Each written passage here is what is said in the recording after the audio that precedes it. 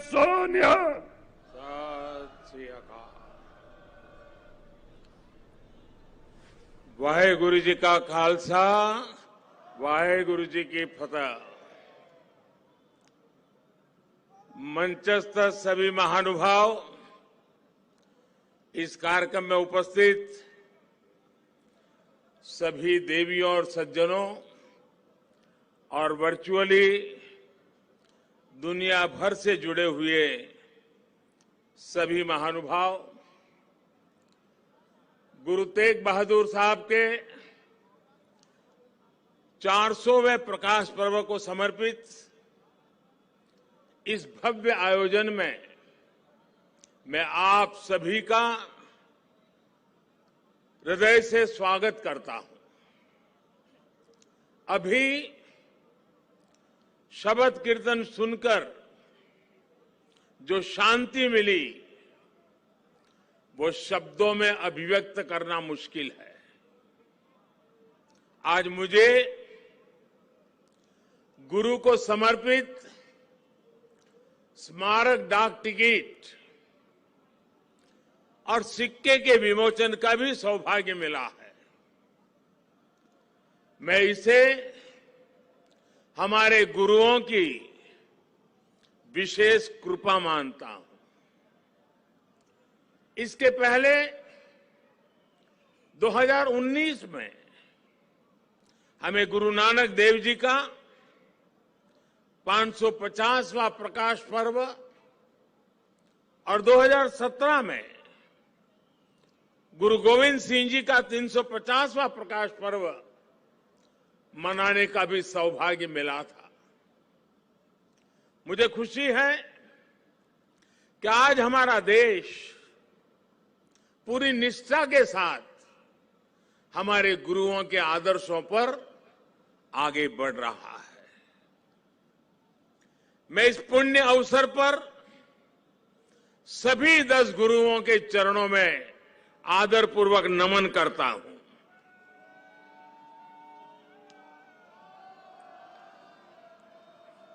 आप सभी को,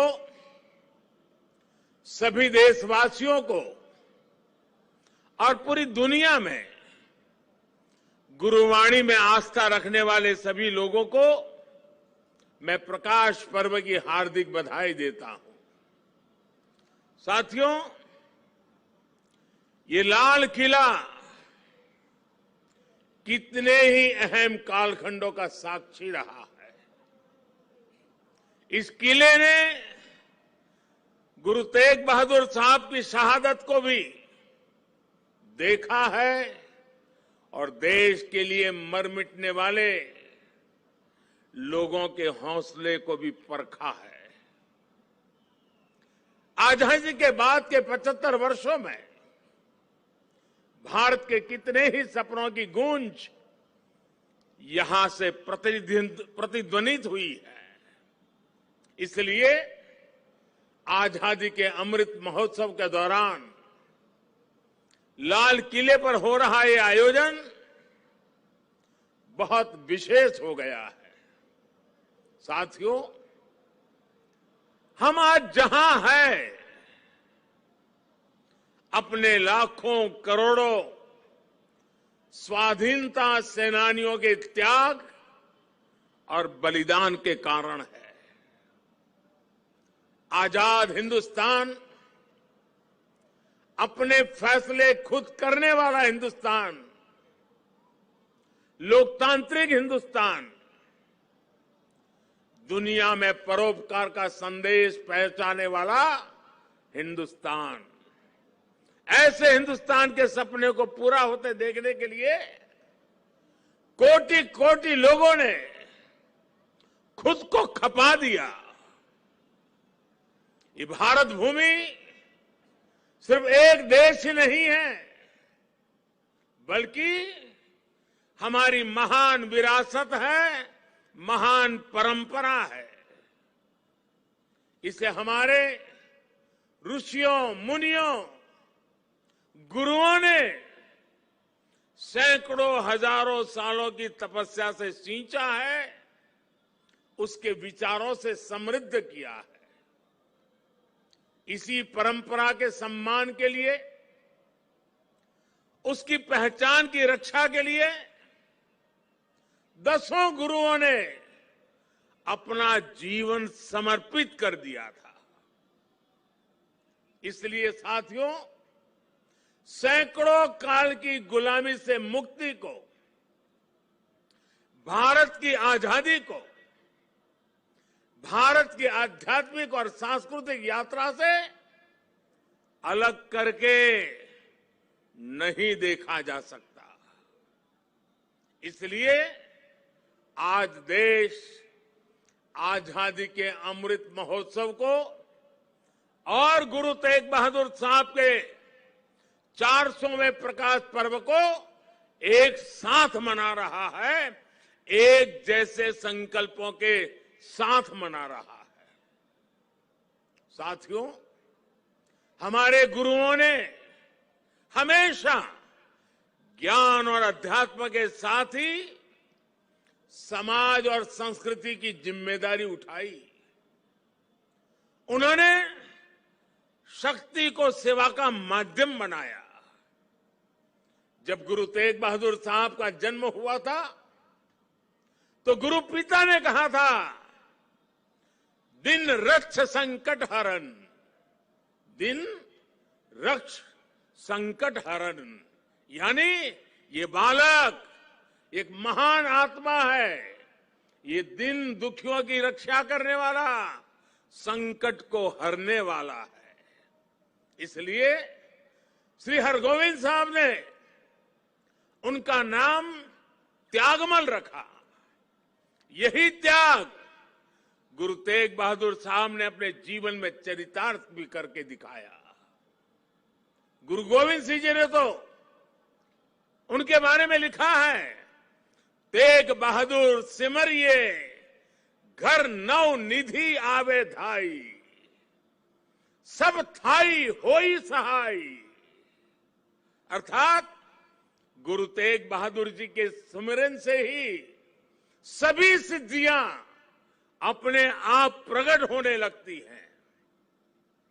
गुरु तेग बहादुर जी का ऐसा अद्भुत आध्यात्मिक व्यक्तित्व था, वो ऐसी विलक्षण प्रतिभा के धनी थे।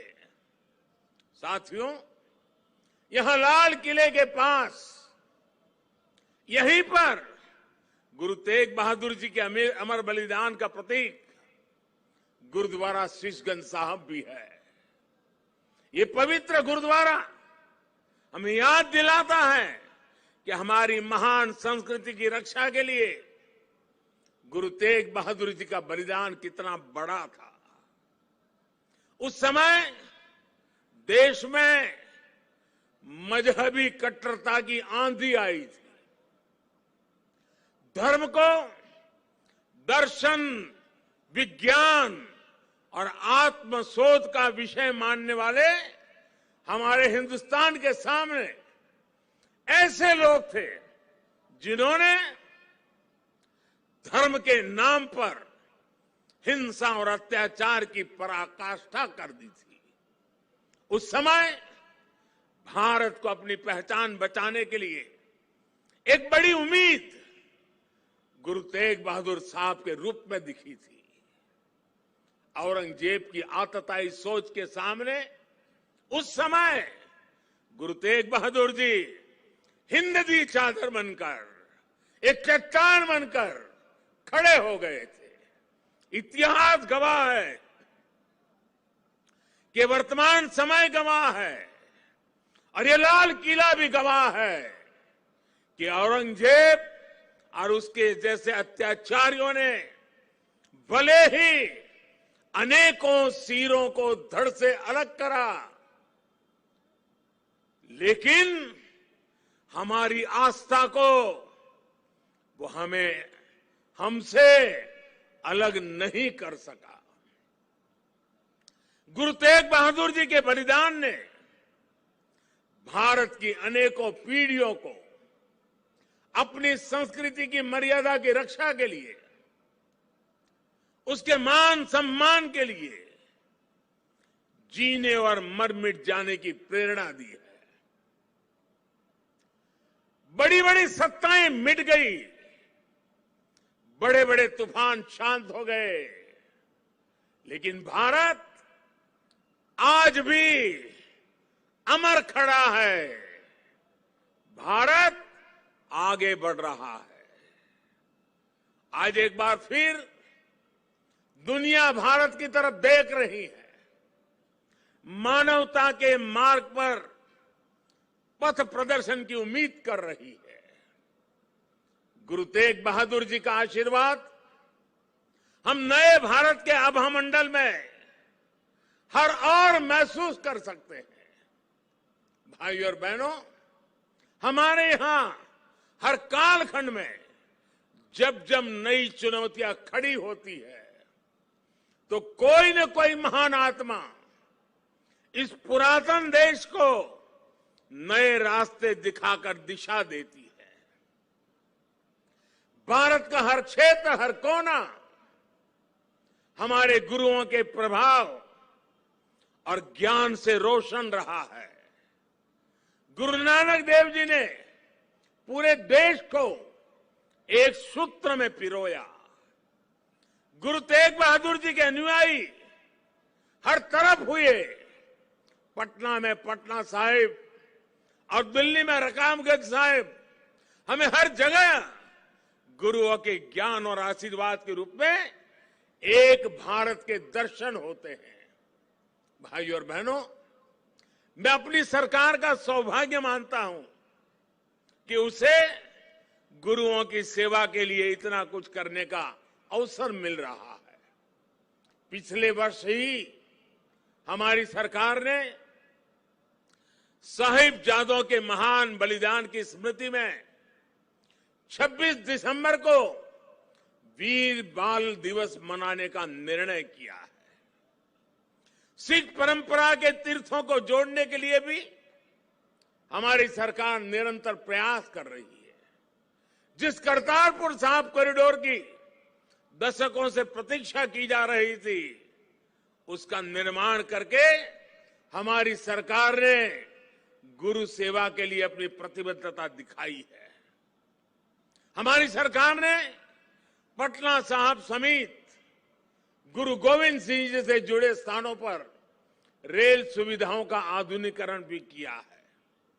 हम स्वदेश दर्शन योजना के जरिए पंजाब में आनंदपुर साहिब और अमृतसर में अमृतसर साहिब समेत सभी प्रमुख स्थानों को जोड़कर एक तीर्थ सर्किट भी बना रहे हैं। उत्तराखंड में हेमकुंड साहिब के लिए रोपवे बनाने का काम अभी आगे बढ़ रहा है। साथियों, श्री गुरु ग्रंथ साहिब जी हमारे लिए आत्म कल्याण के पथ प्रदर्शक के साथ साथ भारत की विविधता और एकता का जीवंत स्वरूप भी है।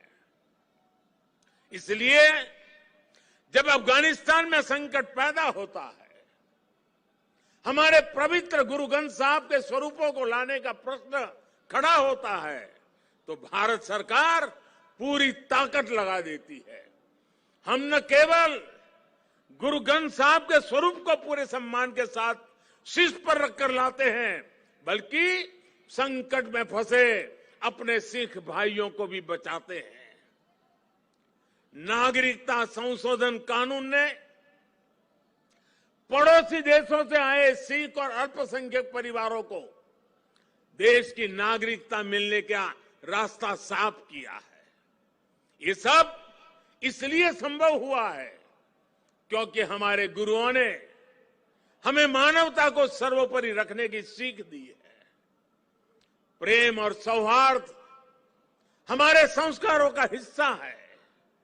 साथियों, हमारे गुरु की वाणी है, भय काहू को देत नहीं, भय काहू को देत नहीं, नहीं भय मानत आन, कह नानक सुने रे मना, ज्ञानी ताही बखानी। अर्थात ज्ञानी वही है जो न किसी को डराए और न किसी से डरे। भारत ने कभी किसी देश या समाज के लिए खतरा नहीं पैदा किया। आज भी हम पूरे विश्व के कल्याण के लिए सोचते हैं, एक ही कामना करते हैं। हम आत्मनिर्भर भारत की बात करते हैं तो उसमें पूरे विश्व की प्रगति लक्ष्य का सामने रख करके हम करते हैं। भारत विश्व में योग का प्रसार करता है तो पूरे विश्व के स्वास्थ्य और शांति की कामना से करता है। कल ही मैं गुजरात से लौटा हूं।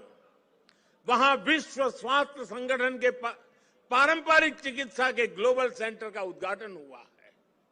अब भारत विश्व के कोने कोने तक पारंपरिक चिकित्सा का लाभ पहुंचाएगा, लोगों के स्वास्थ्य को सुधारने में अहम भूमिका निभाएगा। साथियों, आज का भारत वैश्विक द्वंद्वों के बीच भी पूरी स्थिरता के साथ शांति के लिए प्रयास करता है, काम करता है। और भारत अपनी देश की रक्षा सुरक्षा के लिए भी आज उतनी ही दृढ़ता से अटल है। हमारे सामने गुरुओं की दी गई हुई महान सिख परंपरा है। पुरानी सोच, पुरानी रूढ़ियों को किनारे हटाकर गुरुओं ने नए विचार सामने रखे। उनके शिष्यों ने उन्हें अपनाया, उन्हें सीखा। नई सोच का ये सामाजिक अभियान एक वैचारिक इनोवेशन था। इसलिए नई सोच, सतत परिश्रम और 100% समर्पण ये आज भी हमारे सिख समाज की पहचान है। आजादी के अमृत महोत्सव में आज देश का भी यही संकल्प है। हमें अपनी पहचान पर गर्व करना है, हमें लोकल पर गर्व करना है, आत्मनिर्भर भारत का निर्माण करना है। हमें एक ऐसा भारत बनाना है जिसका सामर्थ्य दुनिया देखे, जो दुनिया को नई ऊंचाई पर ले जाए। देश का विकास, देश की तेज प्रगति, ये हम सबका कर्तव्य है। इसके लिए सबके प्रयास की जरूरत है। मुझे पूरा भरोसा है कि गुरुओं के आशीर्वाद से भारत अपने गौरव के शिखर तक पहुंचेगा। जब हम आजादी के 100 साल मनाएंगे तो एक नया भारत हमारे सामने होगा। गुरु तेग बहादुर जी कहते थे, साधो साधो गोविंद के गुण गाओ, मानस जन्म अमोल कपायो, व्यर्था काहे गवाऊं। इसी भावना के साथ हमें अपने जीवन का प्रत्येक क्षण देश के लिए लगाना है, देश के लिए समर्पित कर देना है। हम सभी मिलकर देश को विकास की नई ऊंचाई पर ले जाएंगे। इसी विश्वास के साथ आप सभी को एक बार फिर हार्दिक शुभकामनाएं देता हूं। वाहेगुरु जी का खालसा, फतेह।